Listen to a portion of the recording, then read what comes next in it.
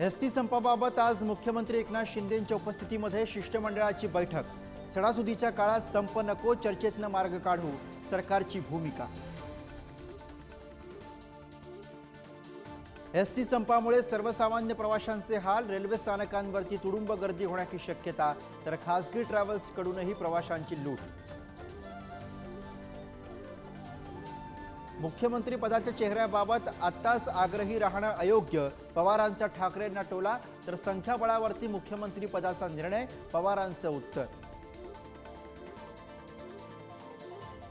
अनुभव नसलेल्यांना मालवणमध्ये पुतळ्याचं काम दिलं, शरद पवारांची प्रतिक्रिया, तर शिवरायांच्या मुंबईतील अरबी समुद्रातील पुतळ्याचं काय झालं, पवारांचा सवाल।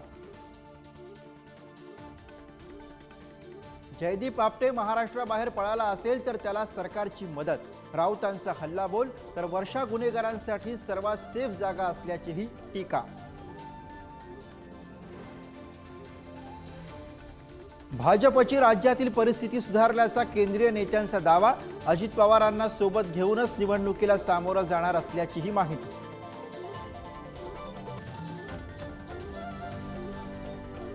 शेती नुकसानीचे ताबडतोब पंचनामे करून तातडीने मदत उपलब्ध करून द्या, मुख्यमंत्री एकनाथ शिंदेंच्या प्रशासनाला सूचना, पावसाचा अनेक जिल्ह्यांना फटका।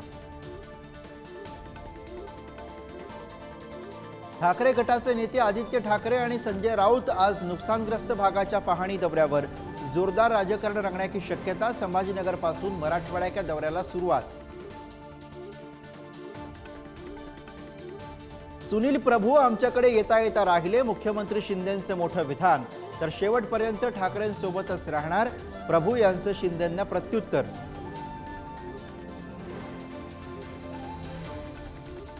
भाजपचे नगरसेवक हितेश कुंभारांकडनं अल्पवयीन मुलीचा विनयभंग, कुंभारांवरती अकोले पोलिसांमध्ये पोस्को कायद्याअंतर्गत गुन्हा दाखल, यापूर्वीही कुंभारांवरती खंडणीचा गुन्हा।